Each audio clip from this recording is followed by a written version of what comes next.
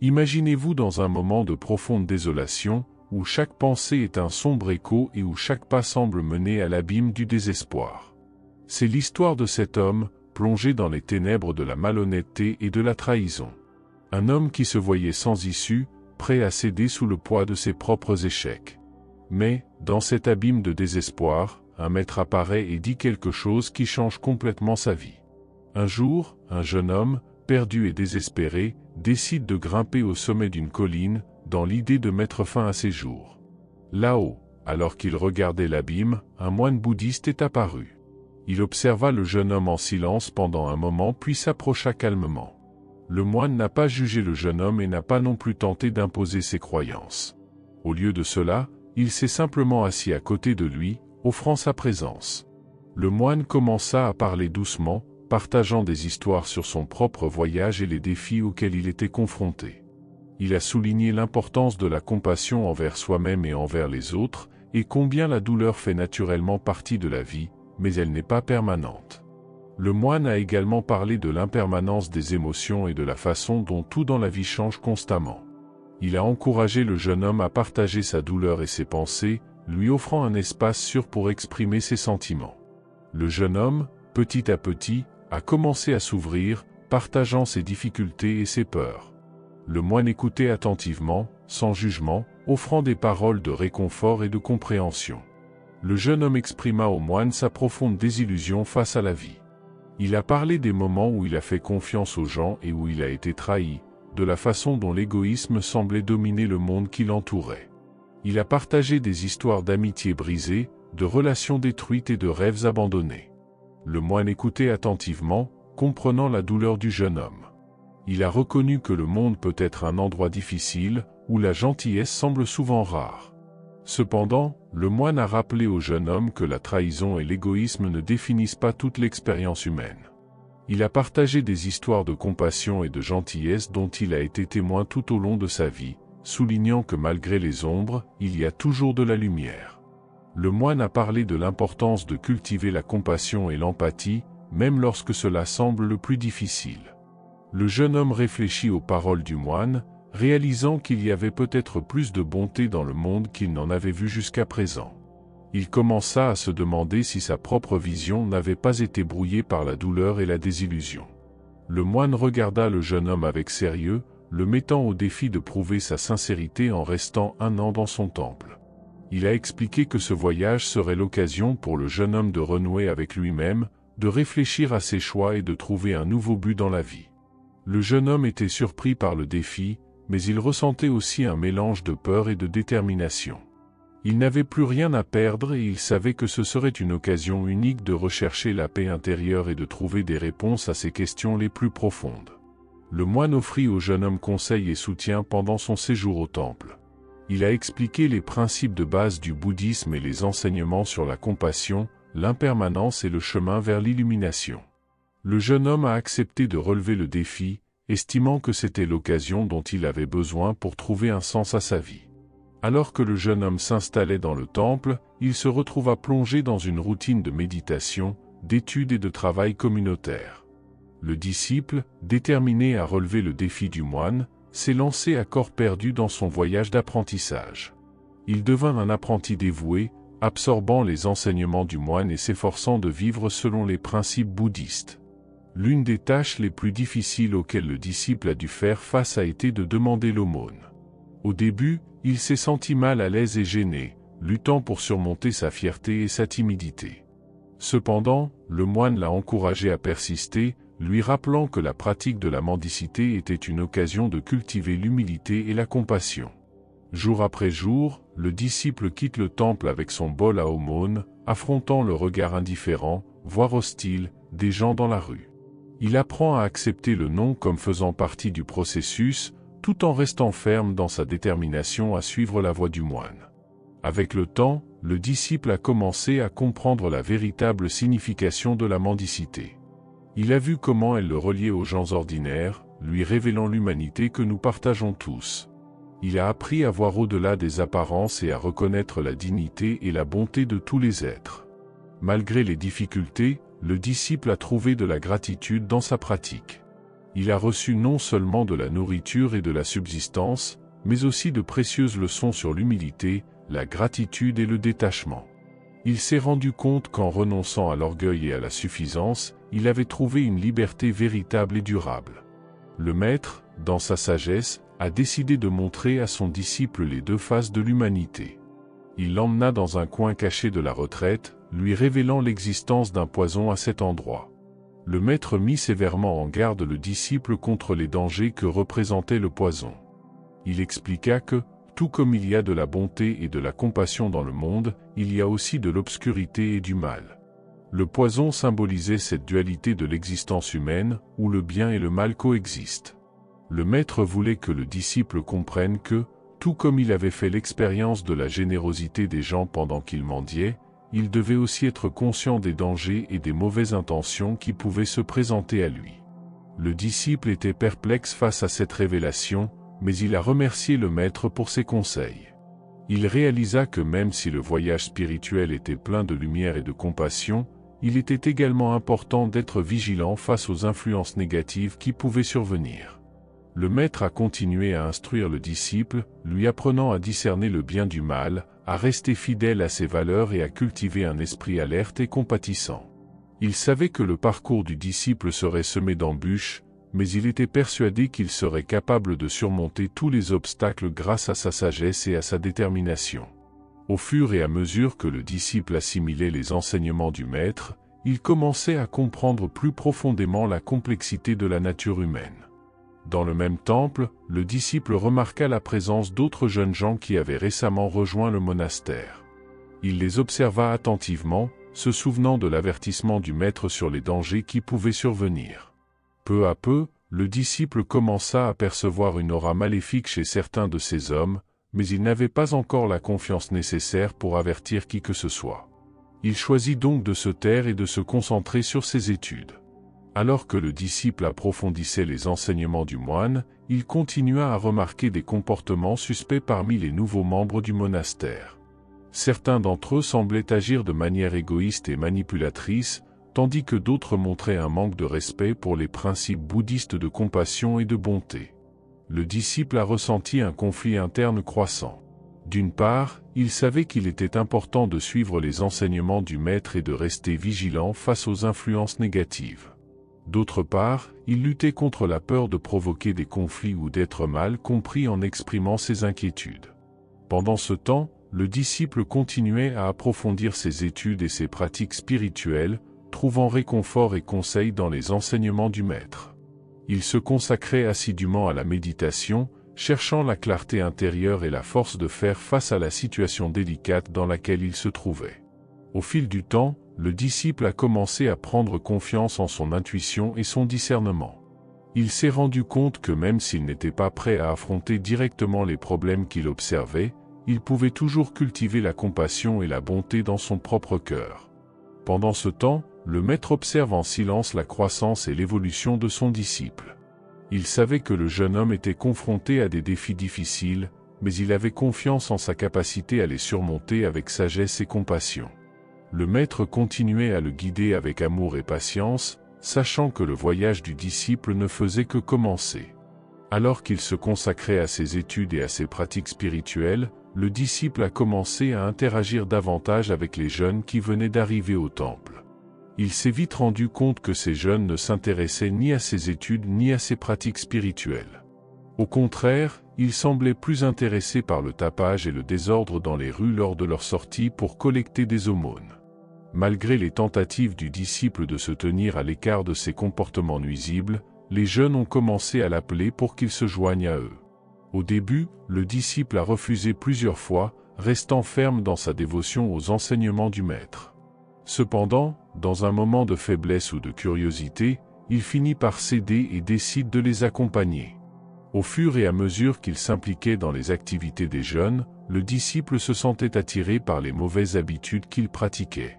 Il découvrit un sentiment de liberté et d'excitation en s'affranchissant des contraintes de la discipline du temple. Peu à peu, il s'est amusé des comportements rebelles et irrespectueux de ses collègues. En s'impliquant de plus en plus auprès des jeunes et de leurs activités, le disciple commence à s'interroger sur ses propres valeurs et ses engagements. Il se sentait déchiré entre sa loyauté envers les enseignements de son maître et son désir de ce nouveau sentiment de liberté et de plaisir. Malgré les doutes qui naissent dans son esprit, le disciple continue à fréquenter le temple et à se consacrer à ses études et à ses pratiques spirituelles. Cependant, la tentation de se joindre aux jeunes dans leurs frasques continuait à grandir en lui, le laissant en conflit avec lui-même et ses principes. Au fil du temps, le disciple s'est trouvé de plus en plus immergé dans les activités des jeunes. Il abandonne progressivement ses études et ses pratiques spirituelles, convaincu par les jeunes que ces activités sont sans intérêt et sans valeur. S'écartant de la discipline et de la routine du temple, il s'est retrouvé impliqué dans des sorties et des aventures dans les rues de la ville. Au cours de l'une de ces sorties, l'un des jeunes hommes s'est arrêté à un stand de nourriture pour acheter quelque chose pour le groupe. Ils ont continué leur chemin et se sont bientôt arrêtés à un autre stand pour acheter d'autres collations.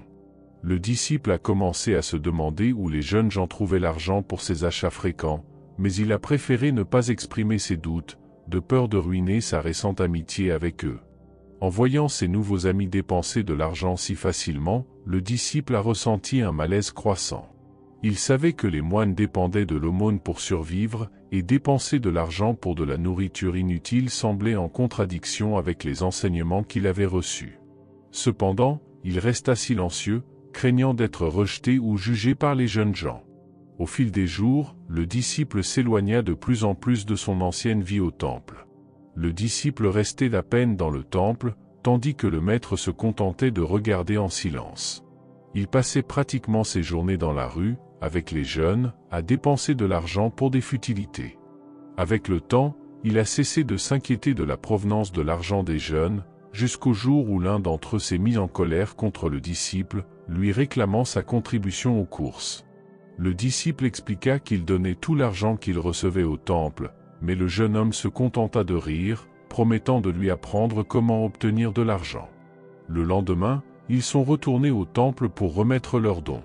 Alors qu'ils faisaient la queue pour remettre ce qu'ils avaient collecté, les jeunes hommes, confiants dans la prédication de confiance du monastère, n'ont pas surveillé l'argent de près. Lorsque leur tour est venu, ils ont pris une partie importante de ce que les autres avaient collecté et l'ont caché dans leur manteau. Le disciple a été choqué par cette action, mais les jeunes hommes ont insisté pour qu'il fasse de même. Sous la pression du groupe, le disciple a cédé et a mis l'argent dans son manteau avant de quitter le temple. Il se sentait mal à l'aise dans son choix, mais la peur d'être exclu du groupe et le désir d'appartenance le poussaient à suivre l'exemple des autres. Alors qu'il marche dans les rues, le disciple lutte contre le poids de la culpabilité et de la malhonnêteté, remettant en question ses propres convictions et valeurs.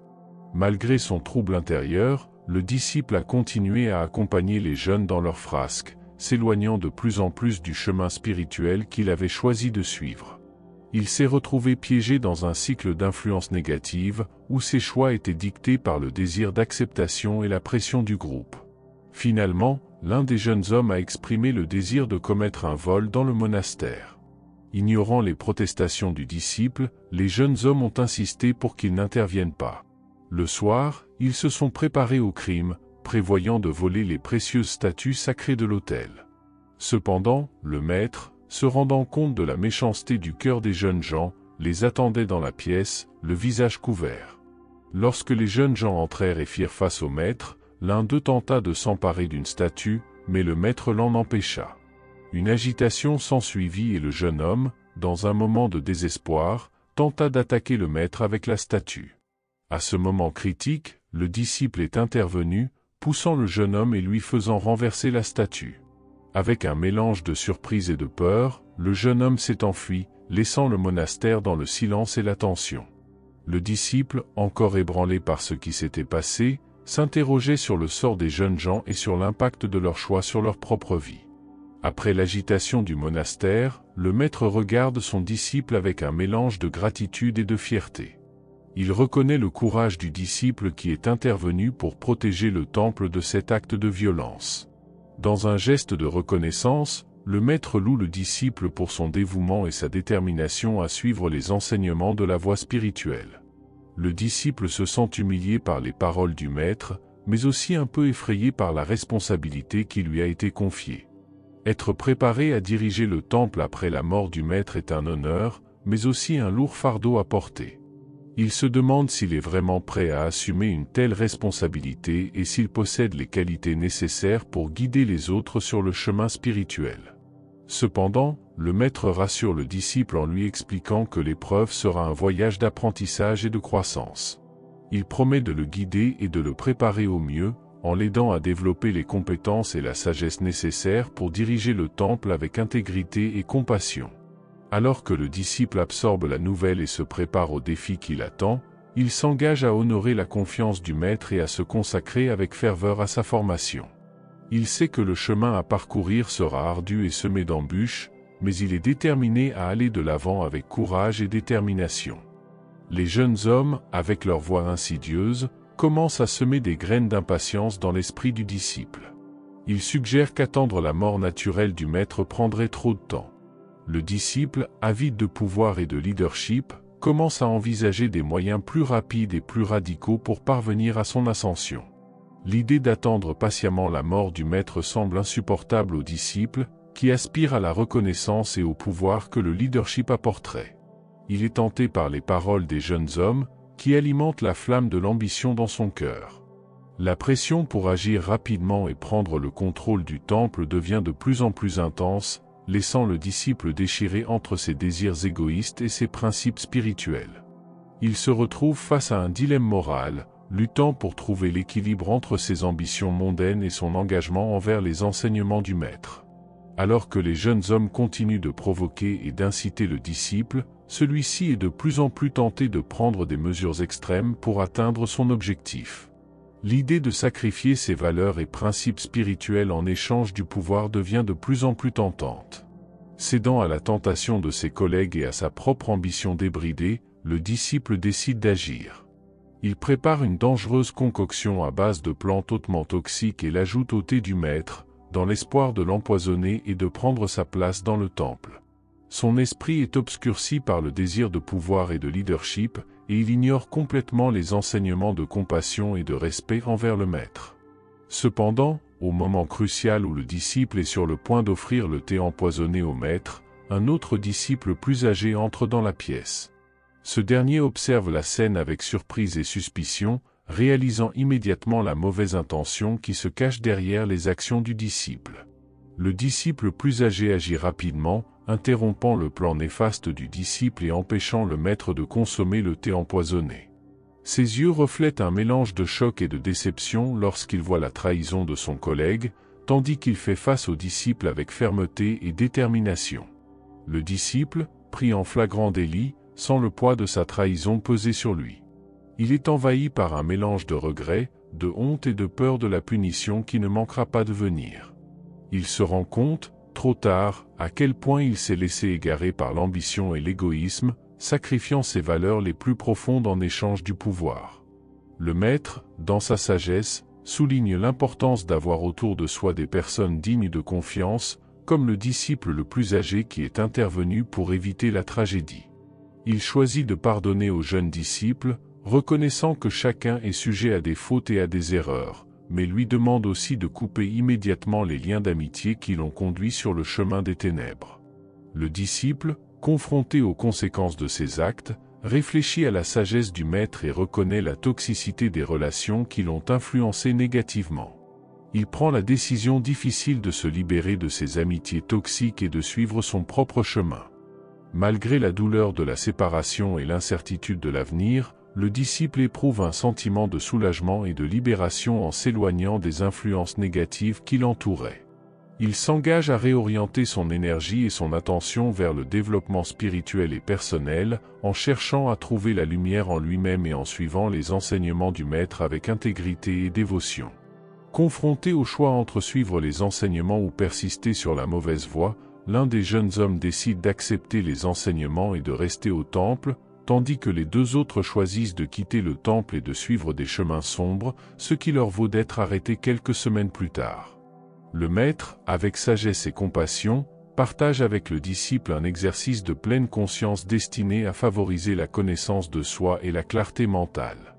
L'exercice, connu sous le nom des observations silencieuses, est conçu pour développer la pleine conscience et une compréhension plus profonde de l'esprit. Le maître demande aux disciples de pratiquer cet exercice régulièrement, en plongeant dans sa propre conscience et en observant les pensées et les émotions qui surgissent, sans jugement ni interférence. Avec dévouement et discipline, le disciple commence à pratiquer l'exercice observation silencieuse, consacrant du temps chaque jour à cultiver un esprit calme et concentré. Il se retrouve à plonger de plus en plus profondément dans sa propre expérience intérieure, acquérant une compréhension plus claire de lui-même et du monde qui l'entoure. En continuant à pratiquer la pleine conscience, le disciple remarque un changement progressif dans sa perception et sa conscience. Son esprit devient plus stable et plus calme, ce qui lui permet d'affronter les défis de la vie avec sérénité et clarté. Il se sent plus proche de lui-même et des autres, cultivant une compassion plus profonde et une compréhension plus compatissante du monde qui l'entoure. L'histoire se termine en soulignant l'importance d'apprendre des trahisons et des défis de la vie. Le disciple se rend compte que toute expérience, même la plus douloureuse, peut être l'occasion de grandir et de s'améliorer. Il se rend compte que les trahisons et les tentations auxquelles il a été confronté l'ont aidé à développer une meilleure compréhension de lui-même et des autres, renforçant ainsi sa détermination à suivre un chemin d'intégrité et de vertu. En outre, le disciple reconnaît l'importance de cultiver des relations fondées sur le respect et la vérité. Il a appris que la confiance et l'honnêteté sont fondamentales pour construire des liens significatifs et durables avec les autres. En s'éloignant des relations toxiques et en s'entourant de personnes qui partagent les mêmes principes et valeurs, le disciple trouve un soutien authentique et une source d'inspiration dans son voyage spirituel. Ainsi, l'histoire se termine par la détermination du disciple à poursuivre sa quête de connaissance de soi et de développement personnel, en s'engageant à suivre les enseignements du maître avec diligence et dévouement. Il sait que le chemin à parcourir peut être difficile et semé d'embûches, mais il est prêt à les affronter avec courage et sagesse, persuadé que chaque pas le rapprochera de la vérité et de l'épanouissement intérieur.